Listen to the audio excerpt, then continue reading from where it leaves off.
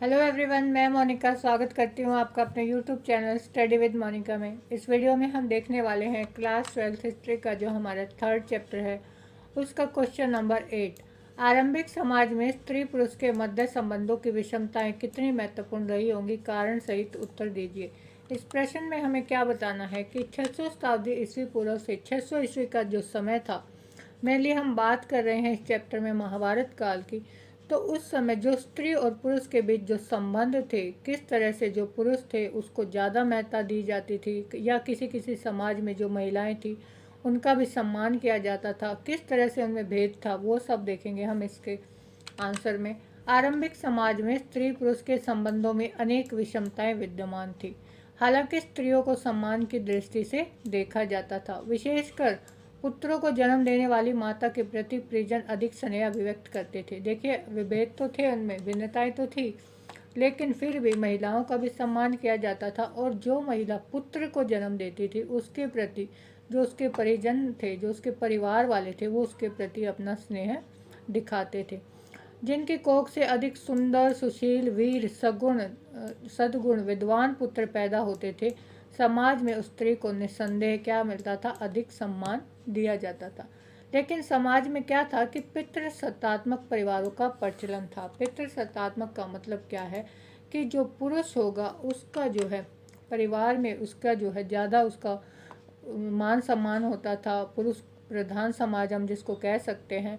तो पितृसत्तात्मक मानसिकता को ही सभी वर्गों और जातियों ने क्या किया था, अपनाया था। कुछ विद्वान और इतिहासकार सातवाहनों को इसका अपवाद मानते हैं। अपवाद का मतलब होता है कि भाई जो सातवाहन थे वहाँ सत्तात्मकता जो थी, जो पुरुष था उसको ज़्यादा महत्ता ना देकर किसको ज़्यादा महत्ता दी गई है, महिलाओं को।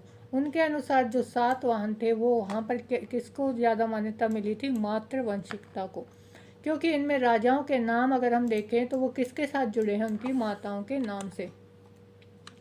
इसके अलावा उदाहरण के लिए अगर हम अभिलेखों से सातवाहन राजाओं की कई पीढ़ियों में राजा गौतमीपुत्र सतकर्णी इस तरह के शब्द देखते हैं। जो ये क्या है, पुत्र शब्द है, वो कौन सा शब्द है, एक प्राकृत भाषा का शब्द है जिसका अर्थ क्या होता है, पुत्र। गौतमी पुत्र का अर्थ होता है गौतमी का पुत्र, यानी महिला के नाम को महत्ता दी गई है, ना कि पुरुष के नाम को। अब जो गौतम और वशिष्ठ थे वो दोनों क्या थे, वैदिक ऋषि थे। अब उनके नाम क्या थे, गोत्र, जिनके नाम से जो है गोत्र हैं। अब जो सातवाहन राज थे वो शाही परिवारों में राज्य और उनकी पत्नी की आकृतियों को प्राय मूर्तियों के रूप में विभिन्न गुफाओं की दीवारों पर भी उत्कीर्ण उन्होंने करवाया था। देखिए, जो सातवाहन है उसमें जो है हम पितृसत्तात्मकता ना देख के किसको जो है महत्वपूर्ण माना गया है, महिलाओं को, मातृवंशिकता को महत्वपूर्ण माना गया है। महिलाओं की जो मूर्तियां हैं उनको भी उनकी आकृतियों को जो है मूर्तियों के रूप में मंदिरों में या गुफाओं की जो है दीवारों पर उत्कीर्ण उनको करवाया गया है। ये गुफाएं जो है वो प्रतिमाएं बुद्ध बौद्ध भिक्षुओं की को जो है दान में दी गई थी। उपनिषद जो है उसमें भी समाज में स्त्री पुरुष के अच्छे संबंधों के प्रमाण मिलते हैं। बृहदारण्यक उपनिषद में अगर हम देखें, जो आरंभिक उपनिषदों में से एक है, आचार्यों और शिष्यों की उत्तरोत्तर पीढ़ियों की सूची उसमें मिलती है, जिसमें कई लोगों को उनकी मातृ नामों से निर्दिष्ट किया गया है, मतलब उनकी माताओं के नाम से। तो ये जरूरी नहीं है कि जो सारा समाज था उसमें केवल पुरुष प्रधान समाज ही हम उसको कहेंगे, बल्कि महिलाओं को भी सम्मान उसमें मिलता था। समाज में जो विवाहित स्त्रियां थी वो अपने पति को सम्मान देती थी। उनके गोत्र के साथ जुड़ने में उन्हें कोई आपत्ति नहीं थी। अब जो महिलाएं हैं वो भी जो है अपने पति का सम्मान करती हैं और शादी के बाद क्या करती हैं, अपने पति के गोत्र को वो अपनाती हैं। उन्हें किसी तरह की आपत्ति नहीं है इसको अपनाने में। एक ब्राह्मण पद्धति जो लगभग 1000 ईस्वी पूर्व के बाद से लोगों को गोत्रों में वर्गीकृत करती थी। देखिए, 1000 ईस्वी पूर्व की अगर हम बात कर रहे हैं, जो ब्राह्मण पद्धति थी वो क्या थी, उसमें जो गोत्र होते थे वो वैदिक किसी न किसी वैदिक ऋषि के नाम पर होते थे। प्रत्येक गोत्र जो होता था वो वैदिक ऋषि के नाम पर होता था, और उस गोत्र के जो भी सदस्य होते थे वो उस ऋषि के क्या माने जाते थे, वंशज। अब गोत्रों के कुछ महत्वपूर्ण नियम थे। विवाह के पश्चात स्त्रियों को पिता के स्थान पर पति के गोत्र का माना जाता था। अब जो ब्राह्मणों के द्वारा जो नियम बनाए गए उसमें क्या था कि अगर किसी महिला की शादी हो जाती है तो उसका जो गोत्र है वो क्या माना जाएगा, जो उसके पति का गोत्र है, ना कि उसके पिता का गोत्र। और एक ही गोत्र में सदस्य जो थे वो आपस में संबंध नहीं रख सकते थे। किन संबंधों की बात हो रही है? विवाह संबंधों की। ऐसा भी नहीं है कि सभी नियमों का पालन करते थे। देखिए, ब्राह्मणों ने जो भी नियम बनाए, जो भी आचार संहिता उन्होंने बनाई, उसका पालन जो है सब लोग नहीं करते थे। क्यों? क्योंकि कहीं कहीं हमें इसके अपवाद भी देखने को मिले। इस बात को जानने के लिए कि हमें स्त्री और पुरुषों के नामों का विश्लेषण करना पड़ेगा, जो कभी कभी क्या था, गोत्रों के नाम से उद्धृत होते थे। अगर हम सातवाहनों को देखें, उसमें कुछ प्रबल शासक थे उस वंश के। उनके नाम क्या है कि उनके परिवार में माता के रूप में उनका सम्मान दिया गया और उनके नाम जो थे वो उनकी माता के नाम पर थे, ना कि उनके जो है पिता के नाम पर।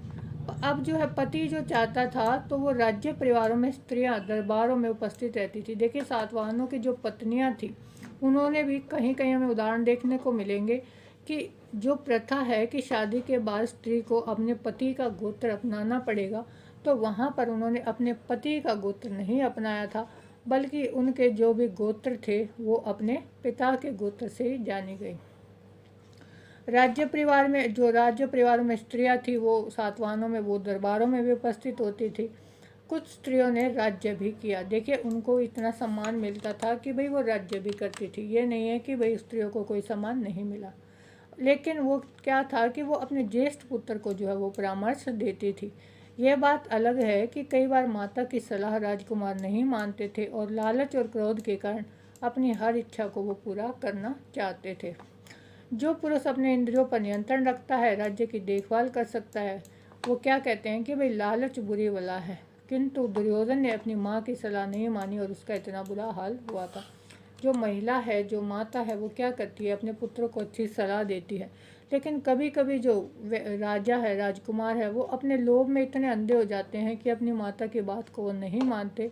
इसका एक उदाहरण हमने देखा था, दुर्योधन ने जिस तरह से गांधारी की बात नहीं मानी, पांडवों के साथ उसने जो है संधि नहीं की और युद्ध किया, और उसको क्या करना पड़ा था, हार का सामना करना पड़ा था। इस तरह से जो है समाज में हम देखते हैं कि भाई जो पुरुष है और महिलाओं में जो है भेद हमें देखने को मिलता है।